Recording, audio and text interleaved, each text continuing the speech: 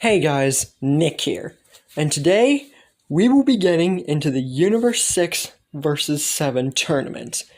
And if all our heroes getting increasingly stronger than their canon selves, as well as being extra competitors, will mean drastic changes for the tournament. This is part 9 to What If Vegeta Raised Tarble. Now, who is going to be taking part in the tournament? Well, Vegeta, for one thing, because, he's the leader and the strongest one of the entire Z team. Z team meaning Z fighters, if you really want specifics. And with the time skip of no Resurrection F, because even if Sorbet and Tagoma knew about the Dragon Balls, Kami would just stop them because he was a much more perceptive guardian. Vegeta has been able to get the cusps on Mystic Super Saiyan Blue and pretty much master it, almost. As for Tarble, being the second strongest, he's not too far behind his brother. Most of these power-ups I discussed last video near the end, but I figured I'd reiterate before the tournament. Anyways, Tarble is pretty close with his brother. Now, as for Goku, I said that he was stronger than Raditz and Nappa. Why did I say this? Well, with Goku's perceptiveness and just general technique as a whole, and him being the level of strength he was before the Saiyans even got on Earth, it would make sense, even if he's in Mystic Super Saiyan God, that he would be stronger than Raditz and Nappa. But, speaking of, that doesn't mean that Raditz nor Nappa is weak. No, sir. After all, they did help Vegeta and Tarble defeat Frieza. Now, Raditz and Nappa have gotten the cusp on Mystic Super Saiyan God and are close to Mystic Super Saiyan Blue. So the both of them and Goku are generally around the same level with Mystic Super Saiyan God. So they're not by any means way more stronger than another, if you guys know what I'm saying. As for Gohan, he is the weakest of the Saiyans, but I'm not going to have him in the tournament, not just because he's the weakest in terms of Saiyans, but because at this point, even if he was dedicated to training, a conference or something like that would get in the way. And just for clarity's sake, I feel it in the best of nature that the top 4 Saiyans that defeated Frieza alongside Goku would be the best 5 suited for the tournament. That isn't to say that Gohan is that much weaker than everybody else and wouldn't have a good place in the tournament. It just doesn't seem plausible to have him in the tournament in this sense, if you guys know what I'm saying. It just feels more right to have the 5 of these guys be in the tournament.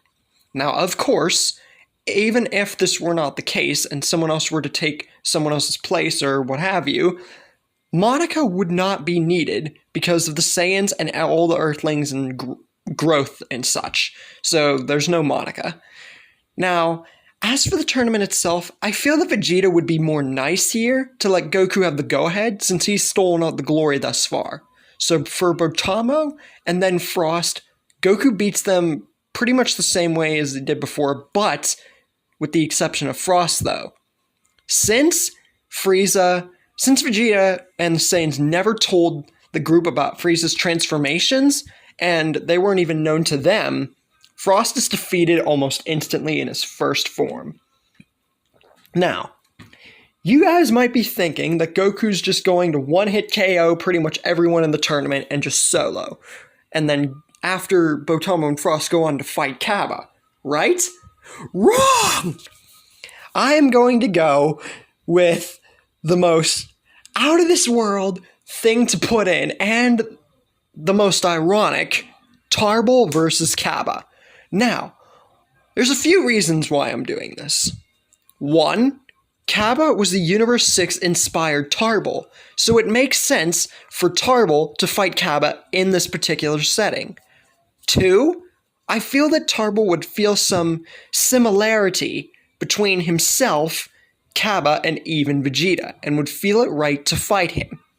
And number 3, I just feel that if Tarble were not to fight Kaba in this sense, then Vegeta would. So it doesn't matter. It would honestly be Goku not fighting him at all, honestly. Just in this story, though. Now, Kaba does get Super Saiyan still, but with the likes of Tarble fighting him and not Vegeta, don't get me wrong, Tarble does have that sense in him. He's not pure nice like he was originally when we saw him. But he's learned the true savageness of a Saiyan being around his brother for so long. So this makes him far more serious than his canon counterpart, or what we know of him. So his own Super Saiyan does dwarf Kappa, but it is still a generally friendly match. Goku gets reinstated after this, and Tarble has no qualms with him just fighting from here on out. Nor does Vegeta, because like I said, I feel that after Vegeta and Tarble mainly getting the glory throughout since they came to Earth, that it would be nice to let Goku have this. It is his home, and he does have some sort of say. So Vegeta is defeated by Goku next. Now, as for Hit, this is where things divulge with Goku and Hit's perspective, because this is the first Goku would be seeing of Hit, having not seen Vegeta or anybody else fight him to know about the time skip. Aside from that, this battle goes pretty originally to what we saw, until Goku uses Mystic Super Saiyan God, which I feel in this sense would be around the same power level that his canon Super Saiyan Blue had in this saga. So it would pretty much be the same fight, or even like the manga if you want to check out that fight from whenever Goku went God against Hit. But when Goku goes Mystic Super Saiyan Blue, it's almost like his version of Super Saiyan Blue Kaioken in the sense, strength-wise. But since this is Goku's limit, Hit, using the same level of power that he did against the canon Super Saiyan Blue Kaioken Goku, this time the battle goes pretty similarly, but Hit is still able to hold his own, and Goku has nothing more to offer. Goku then just jumps out of the ring and just surrenders at that point, because I feel that would still happen. It's just with Super Saiyan Blue, Mystic Super Saiyan Blue, and not Kaioken.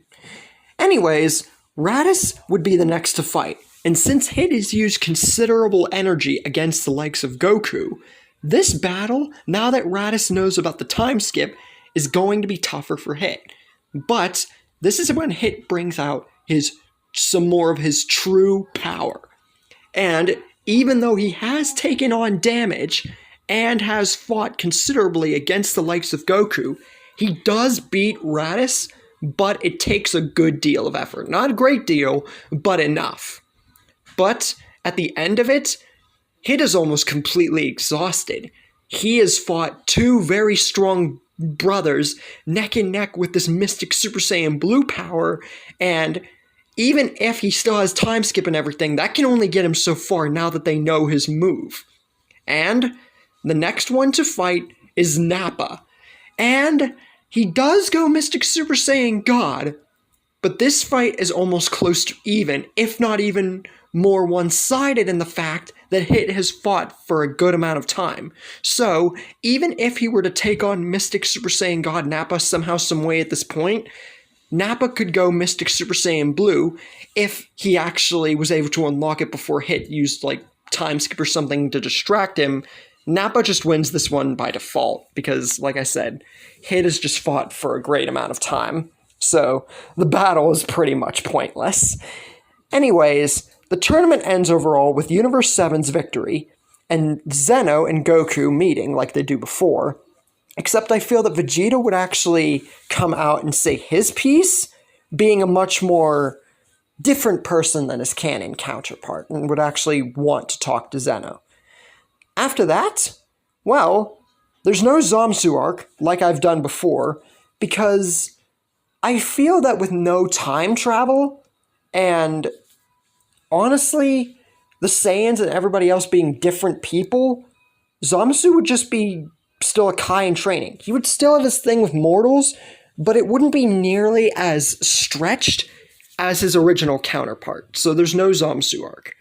All leading up to the introduction of the Tournament of Power, and the Grand Priest arriving, saying that Zeno being alone, because there's no future Zeno, no time travel at all, he wants a tournament of power like Goku had discussed prior. And Vegeta even kind of wanted something like that too, since he didn't get to fight in the Universe 6 tournament. So Vegeta actually wants to be a part of it along with Goku. Now, how is the tournament roster going to go before we recap this video pretty much? Because I will at least give you guys the roster. Well, Vegeta is going to be the first one, getting even the likes of Mystic Super Saiyan Blue Evolution and actually getting a handle on it way before the tournament starts, and Tarble not being too far behind. As for Goku, Nappa, Raditz, and Gohan, they all master the likes of Mystic Super Saiyan Blue, and Goku even gets the likes of Mystic Super Saiyan Blue Kaioken, so we're getting crazy power-ups. And the only other members are Piccolo, Yamcha, Tien, and Krillin, who all have their mystic powers pretty much mastered at this point. And with that, we have our roster set for the Tournament of Power. And the group arrives and gets ready for what might be the hardest fight that they ever had. But that kind of goes without saying. Now, what is going to happen during the tournament, and how will it drastically divulge from its canon self? And that's where we leave things for the moment. Now, hope that you guys enjoyed this episode. Just to let you guys know, this will be my shortest Dragon Ball What If to date for now, because next video will be the finale. Leave a comment how you've liked the series so far, like and subscribe, and I'll see you guys next time.